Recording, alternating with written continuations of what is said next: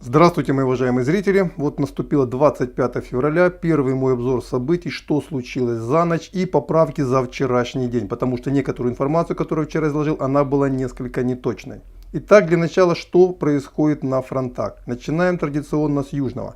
Пока российская колонна не появилась в районе Николаева, но все-таки очень похоже, что стоит ее там ожидать уже в первой половине дня. Также никаких видеоподтверждений пока не замечено по поводу продвижения в сторону Кривого Рога, но в целом уже видно продвижение в районе Мелитополя. Колонны техники идут одна за одной на восток, и очень похоже, что уже в ближайшее время, в ближайшие часы мы узнаем, что они появились в районе Бердянска. Ну а там, как говорится, до Мариуполя уже рукой подать. Причем утром пошли сообщения о том, что российские войска зачищают Херсон. Перестрелка отмечена в районе СБУ. То же самое, единственное место, где была перестрелка в районе Мелитополя, тоже сегодня утром, это СБУ. По состоянию на утро там отмечена перестрелка. В остальном жители города спокойно относятся к российским военным. Никаких ни эксцессов, ни вопросов ни у кого не возникает. Ну там и не должно было ничего возникать. Вот такая вот ситуация на южном направлении. На Донецком направлении утром пришло сообщение о том, что 57-я бригада, какие-то подразделения попросили сдаться в плен. Ну я так понимаю, нажим корпусов ЛНР и ДНР, в данном случае ЛНР, он все-таки сказывается. Но опять же, украинские войска прекрасно понимают, что их сопротивление на этих рубежах абсолютно не имеет никакого смысла. Потому что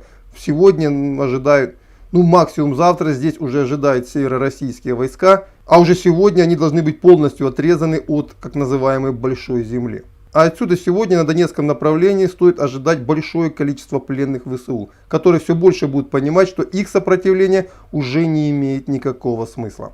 Идем дальше, на северном направлении. Харьковская областная администрация подтвердила бои в районе Печенегов, ну и соответственно, скорее всего, эта колонна идет от российской границы и обходит Харьков с юго-востока. Также вчера ночью было сообщение о взрыве моста в районе Синькова, то есть можно полагать, что здесь ночью также появились российские войска. То есть районный центр Купянск либо охвачен, либо блокирован со стороны российской армии. Ну и следующей их целью, очевидно, будет Изюм, что по сути обозначает заход российской армии в тыл группировки так называемой группы Север, штаб которой находится в Краматорске. То есть весь северный фас Донецкого фронта будет уже находиться в полуокружении, и очень похоже, что это случится уже в первой половине дня сегодня.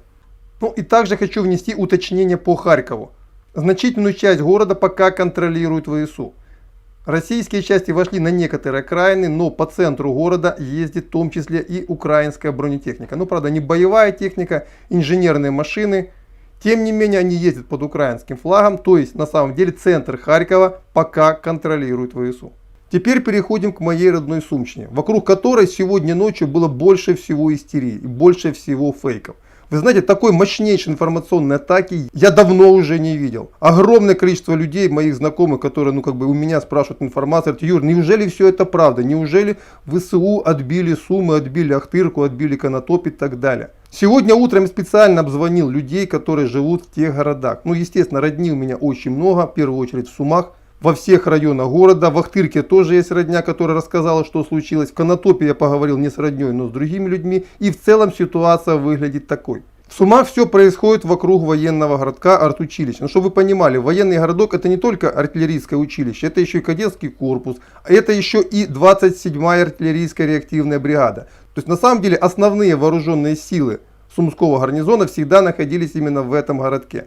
И именно здесь, я так понимаю, сюда отошли СБУшники, потому что не слышно, чтобы они оказывали сопротивление в своем главном офисе. Я так понимаю, основной узел обороны решили сосредоточить там. И вчерашнее вечернее сражение, когда зачищался город, было именно в этом районе не случайно. Там была подбита вся боевая техника остатков Сумского гарнизона, вся горящая техника, которая была видна на видео, которые еще описывали, что это российские войска, нет, там вся украинская техника. А ночью была произведена попытка зачистить казармы. И вот та стрельба, о которой много сегодня писали ночью, якобы кто-то там пробился в Сумы, освобождает его от российских войск, это была зачистка артиллерийского училища. Причем, судя по тому, куда попадали пули в жилые дома, это были пули именно отстреливающихся украинских военных.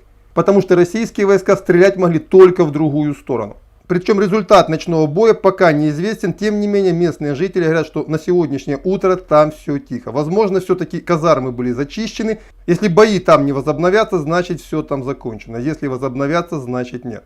Теперь переходим к Ахтырке, по которой тоже была масса паники. Несли откровеннейшую чушь, что туда бронетранспортеры украинские прорвались, берут обратно город. Что говорят местные жители? Бой был вчера днем в районе части НГУ.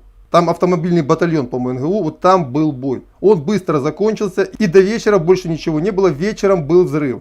Это кто-то из оставшихся в живых украинских военных с РПГшки подбил российский грузовик, который перевозил боеприпасы. Потом опять было все тихо до утра, а утром где-то в районе в сторону на Богодухов, уже за городом, началась перестрелка. Ну, абсолютно не исключено, что те, кто подбил грузовик вечером, скорее всего, их окружили российские военные и зачищают где-то в лесах. То есть вот так на сегодня выглядит ситуация в Ахтырке. А теперь сравните с той чушью, которую несли киевские каналы, ну и все, кто им сочувствует. Большего бреда просто быть не может.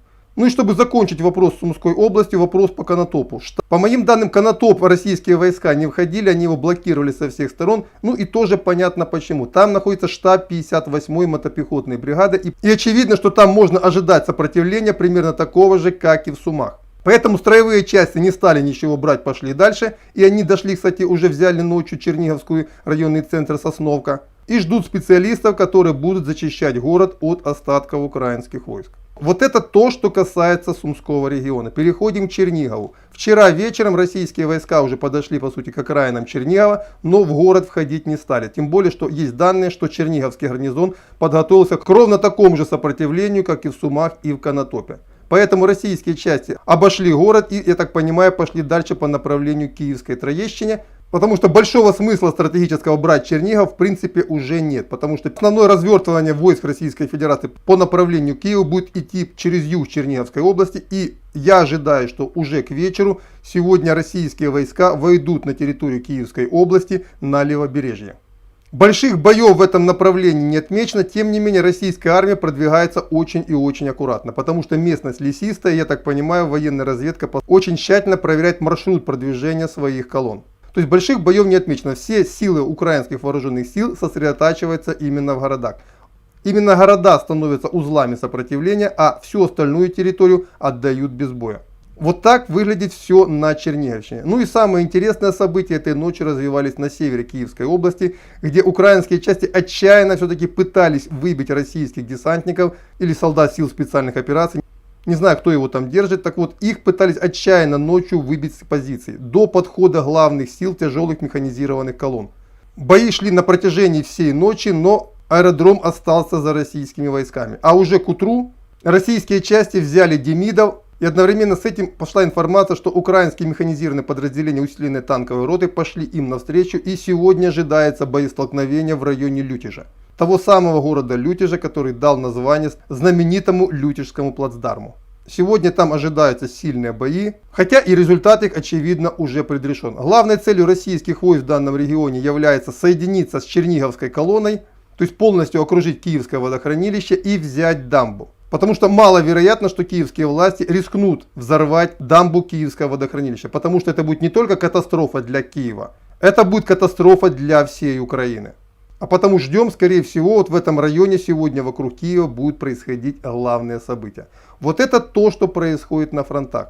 Ну и теперь я хочу специально передать то, что мне попросили передать жители Донецка. Это не мои слова, это их слова. Но здесь я не могу их не передать. Так вот, что сказали донечане, киевляне? Вы прожили впервые военную ночь. Вот так мы живем уже на протяжении 7 лет. Мы не желаем вам зла. Но теперь вы наконец-то поняли, что такое война и как мы жили на протяжении последних 7 лет. Но вы этого не хотели видеть, вы этого не хотели слышать, вы этого не хотели замечать. И именно по этой причине война пришла в ваши дома. Ваша сердечная чертовость принесла вам войну.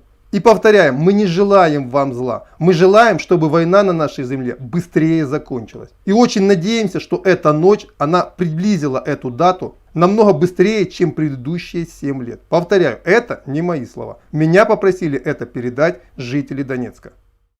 И на этом я заканчиваю сегодня свой первый обзор. И далее планирую работать по вчерашнему плану. 3-4 часа следующий обзор. Все, на этом пока все. До свидания.